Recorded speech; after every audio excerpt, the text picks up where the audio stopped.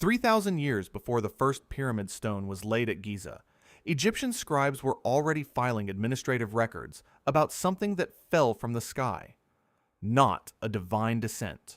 Not a metaphor for solar power arriving at a new king's coronation. A physical event recorded in the perfect tense. The tense Egyptian scribes reserved for things that happened once, completely, and did not repeat. The record sits in a royal annals document. The same document class used to track annual flood heights and copper alloy deliveries. It includes a geographic radius, expressed in standard measurement units, placing the event's center point southwest of the Western Plateau. The last scholar to publish on this specific passage did so in 1947. One note, one scholar. 77 years of published silence on what the determinative marker actually says. If forbidden ancient history fascinates you, hit subscribe. Every week we decode what Egyptologists won't translate publicly. The document is the Palermo Stone, 5th Dynasty Royal Annals. The physical object is currently fragmented across 3 institutions. The Palermo Regional Archaeological Museum under catalog PAL 0001, the Cairo Museum under catalog JE 39861, and the Petrie Museum in London under catalog UC 15508. The Cairo fragment is the one that matters for this episode. Specifically, the lower register of the obverse face, column 4, rows 7 through 11. The mainstream position on the Palermo stone is straightforward. It is a dynastic king list, an administrative record of pharaohs, flood measurements, and census data, beginning with the unification of Upper and Lower Egypt around 3100 BCE. The section predating that unification is classified as mythological preamble, a religious framework for royal authority. The column 4 anomaly, in every standard translation available to the public, is rendered as a reference to divine visitation, a ceremonial metaphor for solar blessing during a regnal year. That is the published record. Here's what the determinative marker in column 4 actually does.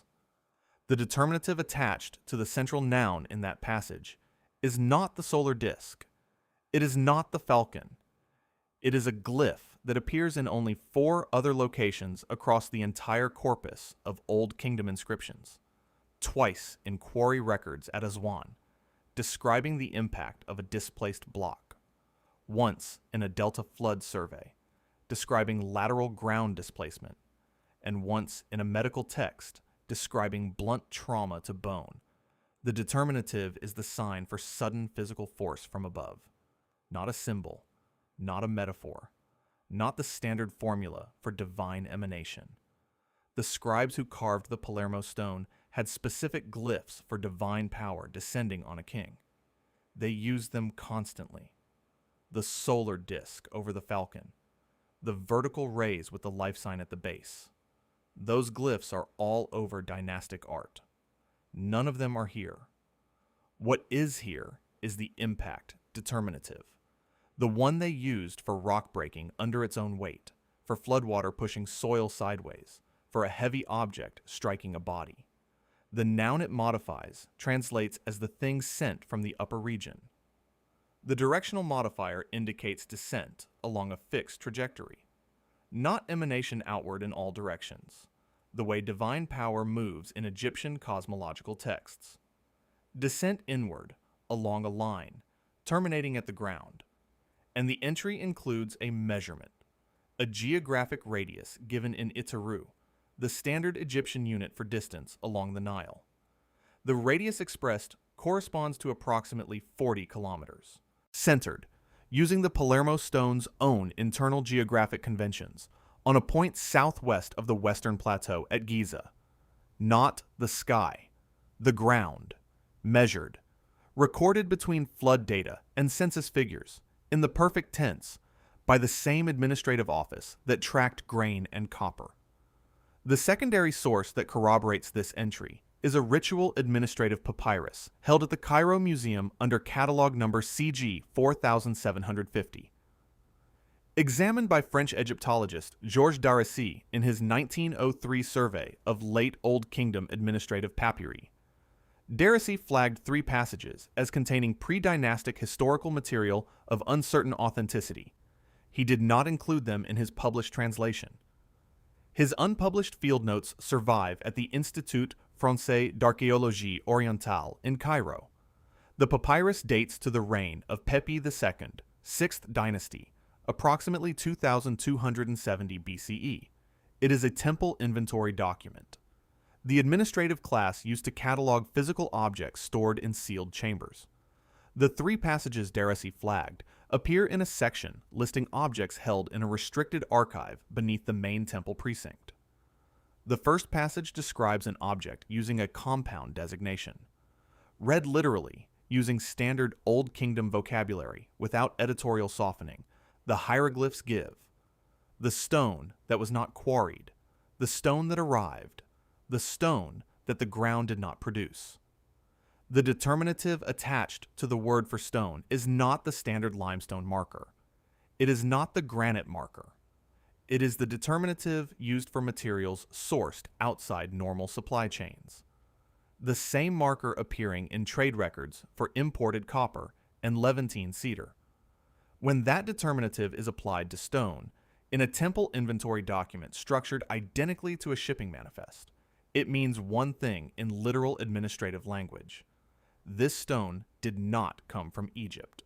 The second passage gives the object's physical specifications. Dimensions in cubits. A weight estimate using the scale notation reserved for obelisks and large architectural elements. And a surface description using a verb that elsewhere in Old Kingdom texts applies exclusively to metal. Specifically, the verb for the reflective quality of polished bronze. Stone, listed in an inventory beside grain jars and copper tools with a metallic surface. Recorded in the same column format, same grammatical structure, same notation system as every other object in the document. The third passage is the one Daressy flagged as uncertain. It gives the object's provenance using the directional marker for above, combined with a temporal marker, meaning before the living memory of the scribes. The full construction translates as that which descended from above in the time before the count of rains. The phrase before the count of rains is not mythological language. It appears in the Turin king list in exactly the same grammatical form to separate the pre-dynastic period from verified history. The scribes used it the way a modern archivist writes predating our records. Factual, administrative, a notation about provenance, not poetry. The inventory entry concludes with an access restriction marker, a glyph combination meaning sealed by priestly authority, requiring dual verification for entry. The same restriction notation used in the same papyrus for a room containing surgical instruments and a room containing execution records. Not sacred objects. Controlled objects. Materials that required authorization to approach. Daressy's field notes carry a final marginal annotation beside the third passage. In French, translation deferred, content requires specialist review. No specialist review was ever published. The 3 passages have not appeared in any published translation of CG 4750 in the 121 years since he wrote that note. The text is not lost. The papyrus exists in the Cairo Museum. The translation was deferred in 1903, and it has remained deferred. In 2019, a multidisciplinary research team published findings in the journal Meteoritics and Planetary Science, confirming that a large extraterrestrial impact event occurred in the Eastern Sahara during the Holocene, within the last 12,000 years. The team, led by geochemist Dr. Vincenzo De Micheli, and including researchers from the University of Milan and the Natural History Museum in Vienna, analyzed a field of silicate glass distributed across roughly 6,000 square kilometers in the Libyan desert. This material, called Libyan desert glass, forms only under conditions that produce sustained temperatures exceeding 1,800 degrees Celsius across a large surface area. Two natural processes achieved that temperature range: a nuclear detonation, or a hypervelocity meteorite airburst or surface impact. The glass exists. The temperature record is in the chemistry. The debate is not whether the event happened. The debate is when and how close. The 2019 team produced a ground distribution map of glass density across the field. The map shows a directional gradient. The glass concentration thins more steeply on one side than the other. In impact physics, that asymmetry records the incoming trajectory of the object. The gradient vector extended back along that trajectory points northeast, toward the Nile, toward the western desert margin of the Giza plateau. The Palermo stone entry places the impact radius 40 kilometers out from a point southwest of the western plateau. The Libyan desert glass field's high-density northeastern edge, plotted on the same geographic reference frame, places the proximate high-temperature zone at a distance and bearing consistent with that recorded radius. Two independent datasets, one from a royal annals document carved in the 5th dynasty, one from a peer-reviewed geochemical survey published in 2019. They are pointing at the same place.